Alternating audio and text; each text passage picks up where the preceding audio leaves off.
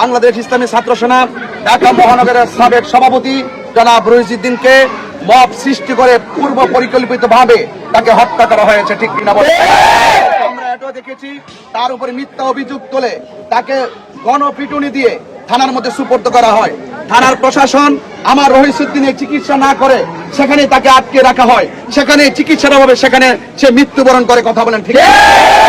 আমি মনে করি এই হত্যাকাণ্ডের পিছনে দুর্বিসন্ধিমূলক ষড়যন্ত্র রয়েছে। যারা এই আমার রহিসউদ্দিনকে, বাংলাদেশ ইসলামী ছাত্র সেনা ঢাকা মহানগরের সাবেক সভাপতি রহিসউদ্দিনকে নির্মমভাবে পূর্ব পরিকল্পিতভাবে যেই সমস্ত সন্ত্রাসীরা মব সৃষ্টি করে আমার ভাইকে শহীদ করেছে, আমি প্রশাসনকে বলবো, সরকার প্রধানকে বলবো, অনতি বিলম্বে এই হত্যাকাণ্ডের পিছনে যারা জড়িত তাদেরকে 24 ঘন্টার ভিতরে আইনের আওতায় আনতে হবে। এবং যদি আইনের আওতায় আনা না হয়, এই মুহূর্তে রহিসউদ্দিনের লাশ সেই গাজীপুর থানায় প্রবেশ করতেছে। বাংলাদেশের আপামর সুন্নি জনতাকে বলবো, আমরা খানকায় বসে থাকার দিন শেষ হয়ে গেছে। আমাদেরকে বিপ্লবী হতে হবে, সংগ্রামী হতে হবে। ভাই রহিসউদ্দিনের হত্যাকারীদেরকে যতক্ষণ পর্যন্ত আইনের আওতায় না আনা হবে, ততক্ষণ পর্যন্ত সারা বাংলাদেশের দুর্বল আন্দোলন গড়ে তোলা হবে।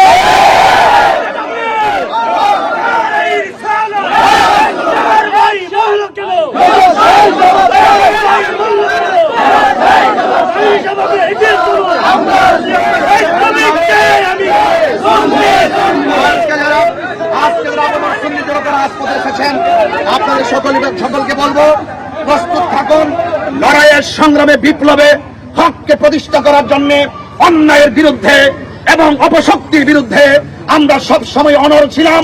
এখন এই যে ন্যাক্কারজনক ঘটনা, আমার ভাইয়ের রক্ত যেই রাজপথে ঝরেছে, সেই রাজপথে প্রয়োজন আমরা রক্ত ঢেলে দিয়ে আমার ভাইয়ের হত্যাকারীদের ফাঁসির দাবি জানাচ্ছি।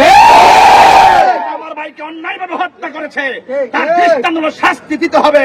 আর না হয় মব সৃষ্টি করার যে সিস্টেম বাংলাদেশে চালু হয়েছে, যেই সিস্টেমে রহিসউদ্দিনকে মিথ্যা অভিযোগ দিয়ে মব সৃষ্টি করে শহীদ করা হয়েছে, প্রয়োজনে প্রশাসনের পক্ষ থেকে, রাষ্ট্রের পক্ষ থেকে আমরা যদি ন্যায্য বিচার না পাই, তাহলে আমরাও মব সৃষ্টি করে আমাদের অধিকার আমরা আদায় করি।